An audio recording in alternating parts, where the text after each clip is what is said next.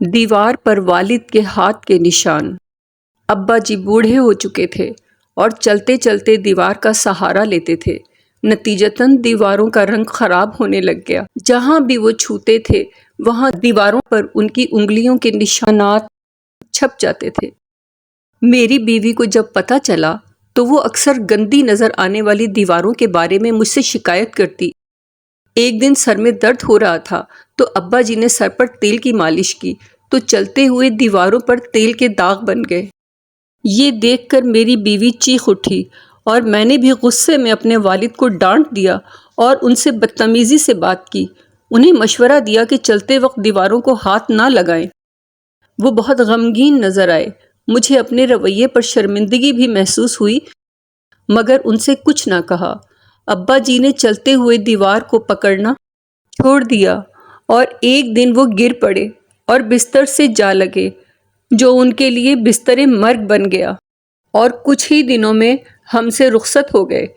میں نے اپنے دل میں احساس جرم محسوس کیا اور میں ان کے تاثرات کو کبھی فراموش نہیں کر سکتا تھا اور اس کے فوراً بعد اپنے آپ کو ان کی موت کے لیے خود کو معاف نہیں کر پاتا ہوں۔ کچھ دیر بعد ہم اپنے گھر کو پینٹ کروانا چاہتے تھے۔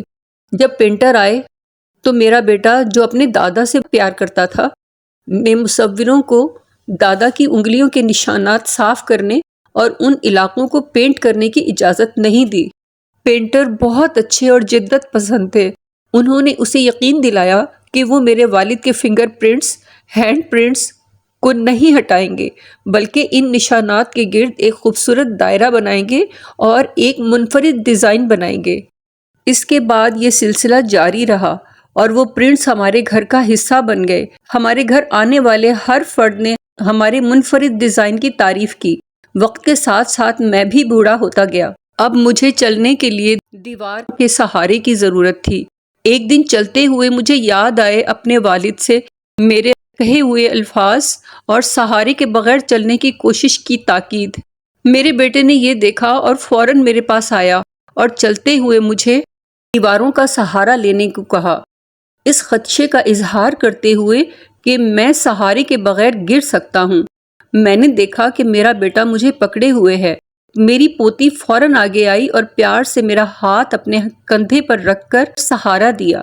میں تقریباً خاموشی سے رونے لگا۔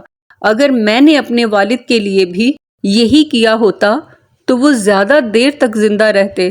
میری پوتی نے مجھے ساتھ لیا اور صوفے پر بٹھایا۔ پھر اس نے مجھے دکھانے کے لیے اپنی ڈرائنگ بک نکالی۔ اس کی استانی نے اس کی ڈرائنگ کی تعریف کی تھی اور اس کو بہترین ریمارکس دیے تھے۔ خاکہ دیوار پر میرے والد کے ہاتھ کے نشان کا تھا۔ اس کے ریمارکس تھے، کاش ہر بچہ بڑوں سے اسی طرح پیار کرے۔ میں اپنے کمرے میں واپس آیا اور اپنے والد سے معافی مانگتے ہوئے رونے لگا جو اب نہیں تھے۔ ہم بھی وقت کے ساتھ بوڑھے ہو جاتے ہیں۔ آئیے اپنے بڑوں کا خیال رکھیں اور اپنے بچوں کو بھی یہی سکھائیں۔ اپنے گھر والوں کو بھی بتائیں کہ یہ بزرگ قیمتی ہوتے ہیں، دیواریں اور چیزیں نہیں۔ والدین کے لیے دعا۔ رب ارحمہما کما ربیانی صغیرا۔ اے میرے پروردگار، ان پر ویسا ہی رحم کر جیسا انہوں نے میرے بچپن میں میری پرورش کی ہے۔